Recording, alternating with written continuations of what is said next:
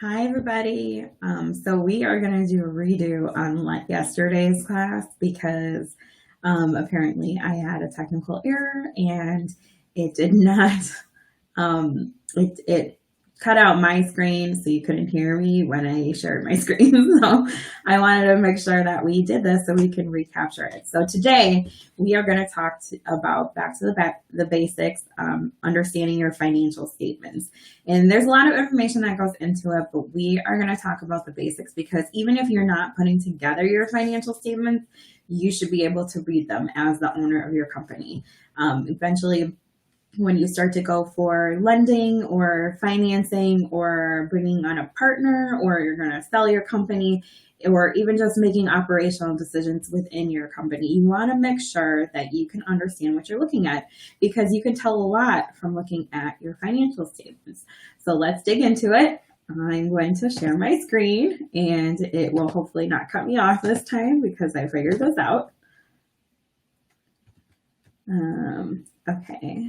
So I have to go like this. There you go. Okay, so I think this should be good to go.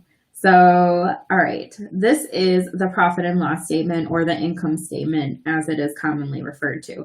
And this is the most common report that people talk about that you probably have heard of.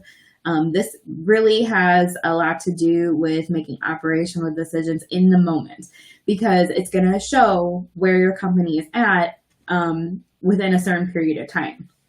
So when we look at this company HIJ report, it's a profit and loss statement. And if you're using some kind of accounting software, this report is from QuickBooks Online. So it shows the date range that this report is ran in. And that's what's nice about these reports is that you can run it for a specific period of time.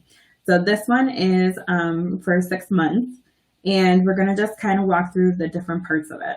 So this section up here that says income, this is also referred to as revenue. This is where your money is, or your company is bringing in money. It's where your revenue from selling your goods and services comes from. And revenue is only that. It's money that you make from the goods and services that you sell. So money that you put into your business from your personal account, loan money, loans from other family members or an organization. That money is not revenue. That is a liability, which we will talk about when we look at the balance sheet. So for revenue, this is really the money that your company makes from what you are selling. So for this example, it's a boutique. So we have merchandise sales, we have PayPal sales, we have the discount as a negative amount, right? Because that lowers the actual sales amount that you receive. And then this indicates then your total income for this period of time.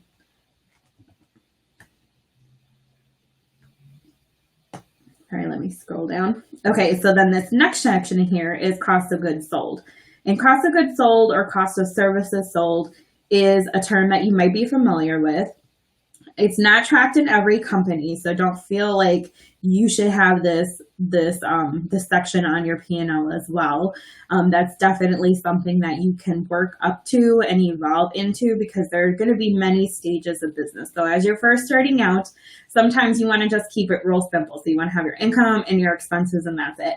But as you kind of grow and get more into the numbers, you might want to have it split out so that you can actually see what your cost of goods or services is sold, because that's really going to give you a good idea of what your actual gross profit would be.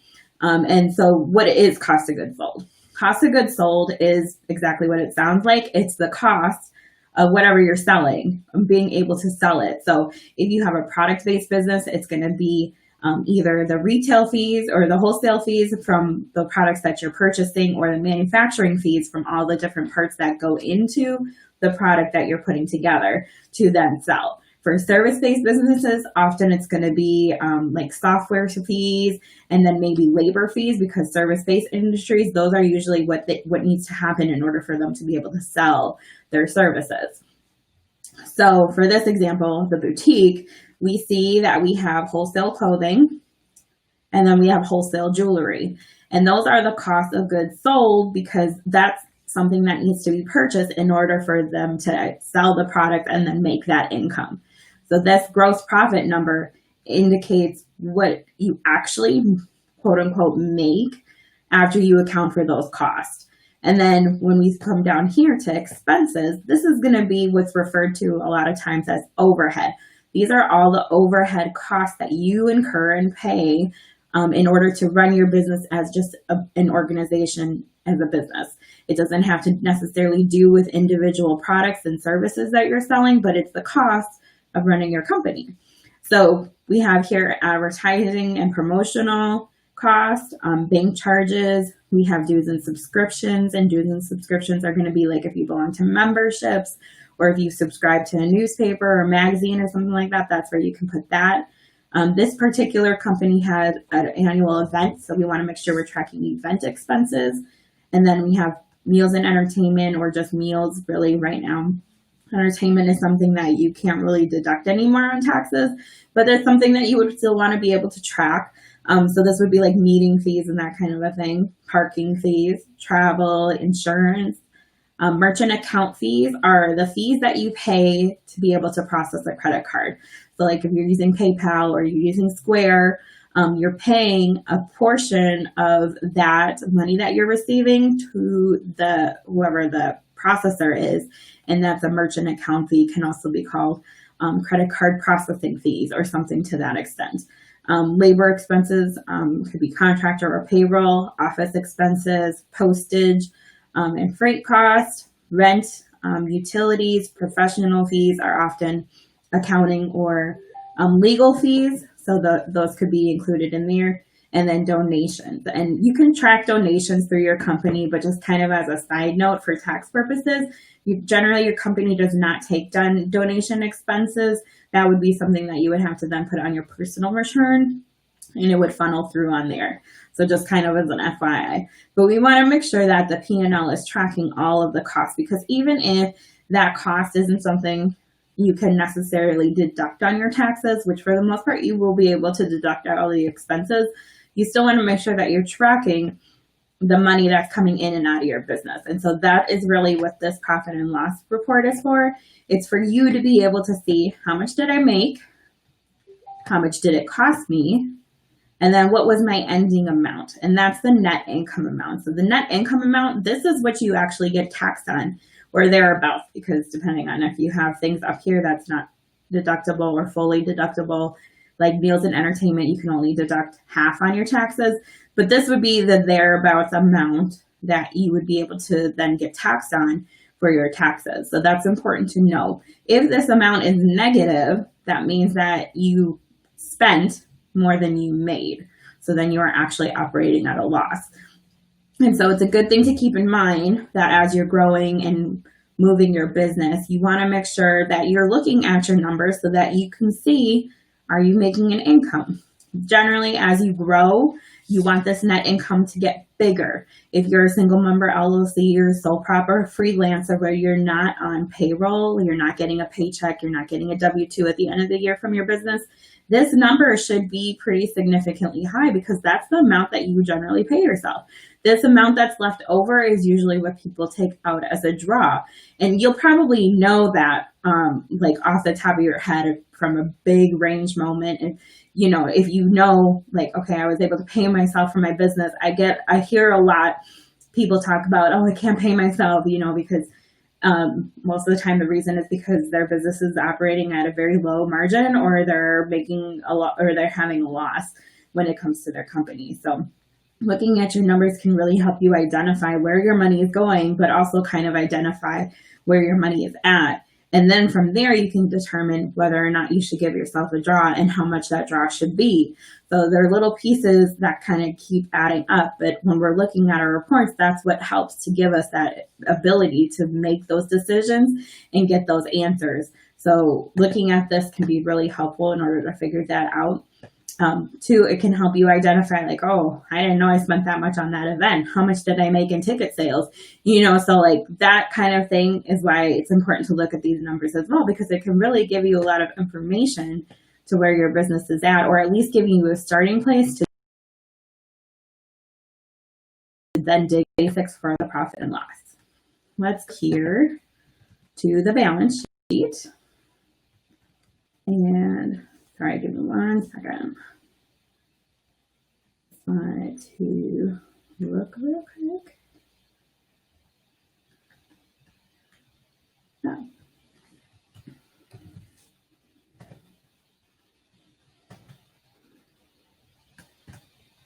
Okay, so the balance sheet. Okay, so this one is the report that often is really intimidating for people. One thing off the top is, as you can see, there's no range when it comes to a balance sheet. A balance sheet, it shows where things are at a certain period of time, because oftentimes it's accumulative. So these numbers on this report are accumulating. They're rolling over year, period over period. So it's a set date. And then whatever up to that date has happened in those accounts, that's what it's reflecting. So we can look here, we can see, okay, we have the bank balances, the PayPal account. PayPal is considered a bank account for like purposes because it holds money. Pretty much anything that holds money, you should have reflected on your balance sheet as an account, some kind of a bank account or savings account or whatever you want to call it, account. So anything that holds money. So Square doesn't hold your money, it puts your money into your bank account. That is not a bank account type of account. PayPal holds the money, so you want to make sure that you're tracking it on here. Let's see, Cash App. I really discourage people from using Cash App, but if you do use Cash App, I believe that one holds money as well, so you want to make sure you're putting that information in here. If you have a cash drawer or something in your business where you're dealing with cash transactions, you want to make sure you're keeping a log of those transactions and then also recording that on the books in the bank account section. So make sure you have that on there. So remember, anything that holds money is what goes on under the bank account section. And then we have assets, which are other assets. This is all assets, but other assets would be like inventory. So this is a boutique. So they do hold inventory, right? And when we look back at the P&L, this cost of goods sold is what it sounds like. You don't actually record this cost until that item is sold. And so until it sells, it's considered an asset because it's something that you have a value that can be liquidated, and that's the definition of assets. So when you have it and it's just sitting in your store, that is considered an asset. Those are your inventory items. And so just to kind of note with that, this is why it's really important to be able to track your inventory in some type of way as well. When you're first starting out or you have a low amount of inventory, a spreadsheet works just fine. But the reason why you want to is because when you're holding onto inventory and you hold onto it for long, extended periods of time, that's actually detrimental to your business. You want to make sure that your inventory is turning over. So being able to look at inventory turnover, the inventory turnover rate is really important, because if you're just holding onto inventory, it's just basically money sitting there. This is often why there's sales. Stores have sales at the end of the season because they're trying to get rid of all of that excess inventory so that they can make room and have money to buy the next set of inventory that's going to be selling. So just kind of something to keep in mind. Make sure you're kind of keeping an eye on that, some kind of level of an eye. So you want to make sure you're looking at that to make sure your inventory is turning over. Other assets would be vehicles or equipment, anything of value basically that you can sell for cash or liquidate is considered an asset. Okay, so liabilities is anything that you would owe. So in this example, we have sales tax payable. If you're selling products, most likely you are supposed to be collecting and paying sales tax. So be aware of that. Talk to your local state municipalities about that.